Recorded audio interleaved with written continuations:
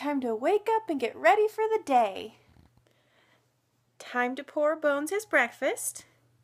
And then do all his goddamn paperwork.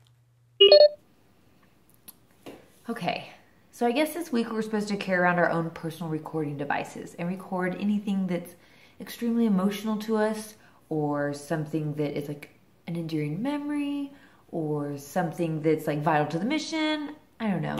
You know what really like pops my peacock? Look at Gunner. When we were back on the Intrepid, that man was always spot on. He's been issued one shirt since we've been on the Enterprise. One. I've put in 3 grievances about uniform regs.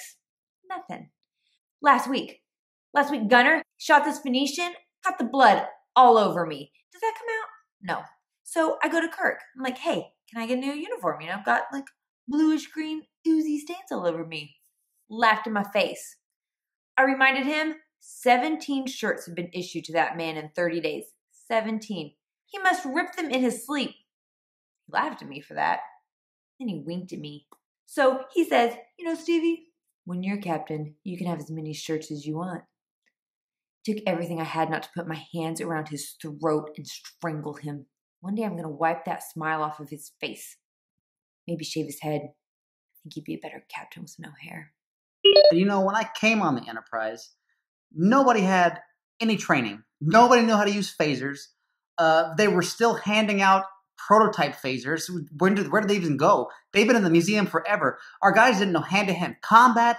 I'm trying to train them every day. I'm drinking with them, building camaraderie. The entire time that I was the chief of security, we had 0 casualties in red shirts, except for the 2 that got pushed off a cliff, which I can't help that. I can't help that, Lieutenant Commander. But the biggest issue here is that the minute you got on board this ship and Kirk placed you above me, we lost almost, 7 guys? Most of them red shirts in a single day to a rock monster. How is that even possible? You're a lieutenant commander. I thought going to college made you smart or something. You know, that's crazy. That's what I would tell him. Put me on speaker. Why are they shooting at you? What did you say? Put me on speaker. No. Say it to me the way you said it to them. Oh my God, you can only make this better by putting me on speaker. I know what I told you to say. I want to find out if you knew what I told you to say. I don't care if you're the leader of the away team. Unless you want the official line on your death to be, killed because he couldn't roll his fucking R's, you will put me on speaker right now. Everything's good then? They've stopped shooting? Good. And everyone has the same amount of holes they beam down with? Great. Well then, as long as you let Rodriguez do all the talking from now on, I think everything should be fine. Yeah, well, he can roll his fucking R's. What do I do when I'm not fixing all the problems that everyone else causes? Well, I like to volunteer on my shifts to kind of go through the Jeffries tubes, you know, get to know the ship better. Kind of get me out of main engineering for a while. It's nice and relaxing. Plus, it's a good example to set for the other members of engineering that, you know, their chief isn't just sitting around in a big chair all the time like some people we know. The other nice thing is, sometimes you can just take a nap down here.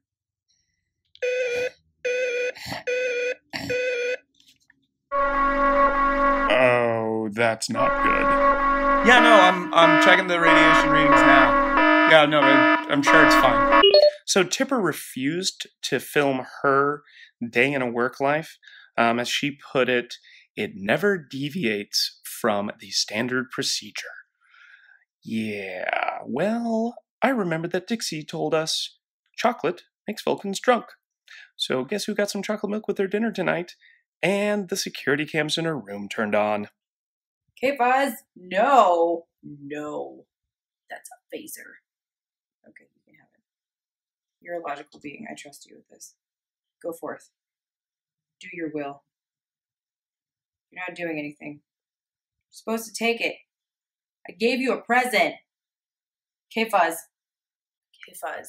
I hope you know that Dixie might have chased you in here, but I rescued you because you've been living here ever since. And I don't even know if you know what your name means, but it means Klingon fuzz because you're mean like a Klingon, but you're fuzzy. Boop. Oh no, where are you going? Why are you leaving me? K-Fuzz! Not even K-Fuzz will hang out with me, and I'm all by myself, and normally I don't care. But I care right now for some reason, it's weird.